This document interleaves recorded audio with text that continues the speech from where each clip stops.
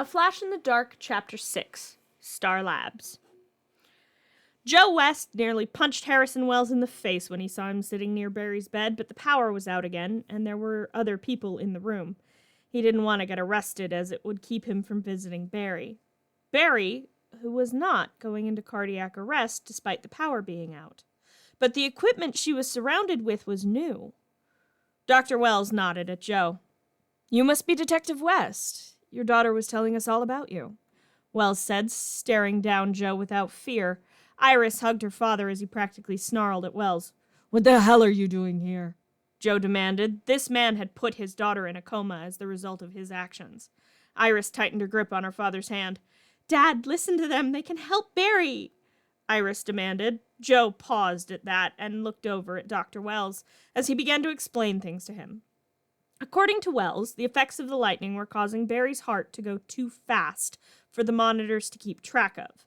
The equipment at Star Labs was miles beyond what the hospital could afford. They could properly monitor Barry there, maybe even help her. It took quite a bit of convincing, but eventually Joe agreed to let Dr. Wells and his associates take Barry to Star Labs. Caitlin and Cisco had loaded the still comatose Barry into the van, and Cisco drove it carefully to the lab, Caitlin and Dr. Wells following in a wheelchair-friendly car. Joe took Iris's hand. "Sweetie, you should go home. Take a shower and a nap. I'll keep an eye on Barry. Eddie's covering my shift again. You need to rest. I'll call you if anything changes," he insisted. Iris rubbed her eyes and nodded. "I'm gonna go get Barry's stuff from the precinct. She left her suitcase and her purse there. I'll take them back to her apartment," Iris said, feeling like she needed to do something helpful. Joe nodded and hugged Iris before following the Star Labs crew back to the lab. Iris got into her car and drove to the precinct. She slowly made her way up the stairs to Barry's lab. It had been cleaned up and put back together since the last time she'd been there. Barry's suitcase still sat in the corner, only her purse had been moved. It now sat on top of the suitcase instead of the desk. Iris took them and carried them down the stairs. She tripped and someone caught her around the waist. She looked up at the face of her father's new partner, Eddie Thawne. "You all right?" he asked. Iris nodded. "Yes, thanks. I'm just picking up some of Barry's things. She didn't get a chance to take these home before." Iris teared up, and Eddie helped her over to a bench in the lobby. "How's she doing?"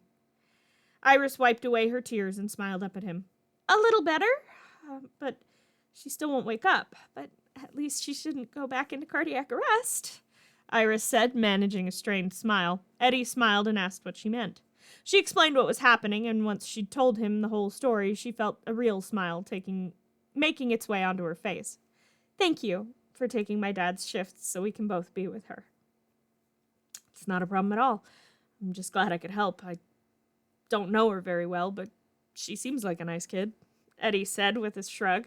Iris laughed slightly. She hates being called a kid, but she's one of the most amazing people I know. Iris wiped her eyes. "I'd like to properly thank you for helping us out. Maybe over coffee?" she offered. Eddie nodded and smiled. "I'd like that. I get off at 5, he said. Iris smiled and stood. She took Barry's suitcase and purse to her car. Eddie escorted her out of the precinct. He opened the door for her and smiled. She drove to Barry's apartment and climbed the stairs to the studio. It made tears build in her eyes. Everything was getting dusty. She borrowed Barry's shower like she sometimes did when Barry was still there and flopped down in a pair of borrowed pajamas to take a nap, staring at the photo of the three of them Barry had hanging on her wall.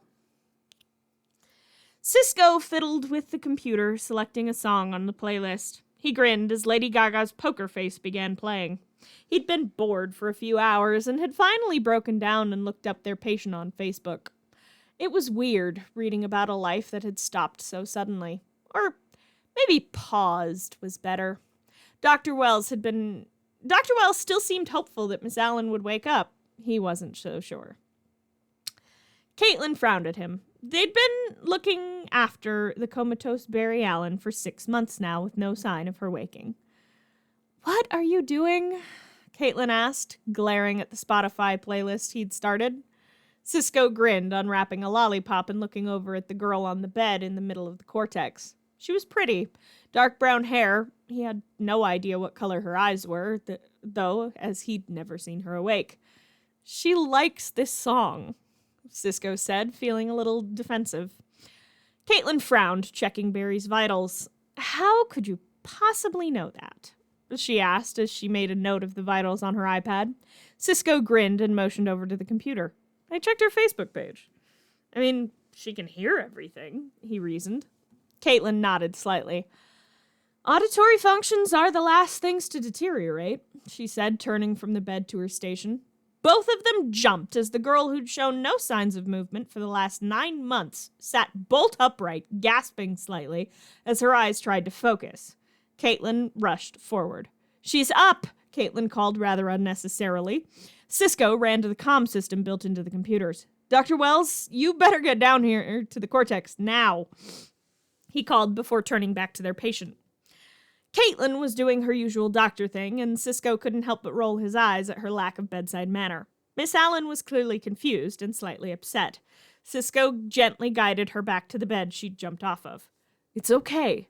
You're at Star Labs, he said slowly and gently. Caitlin was still muttering medical mumbo-jumbo under her breath as she shone a light into Barry's eyes. Star Labs? Who are you? Barry asked, clearly groggy. Cisco smiled. Full and coherent sentences were always a good sign, even if they were short. I'm Cisco Ramon. That's Caitlin.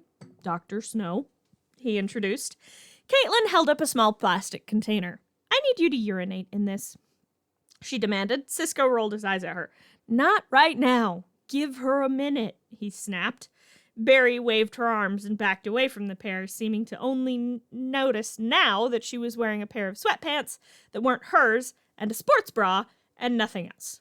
What happened? She wrapped her arms around herself as Cisco came a bit closer, trying to look friendly.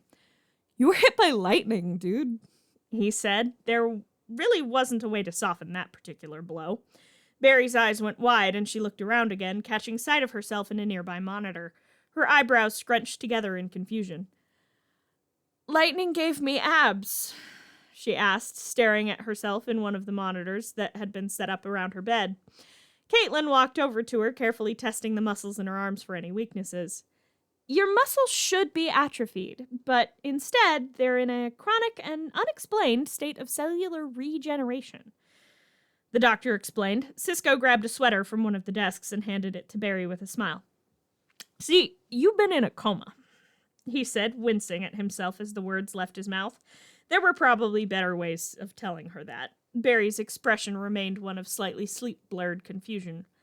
For how long? She asked, her voice breaking. 9 months, a voice echoed from the doorway, and the trio turned to face Dr. Wells, who had just rolled into the cortex. Welcome back, Miss Allen.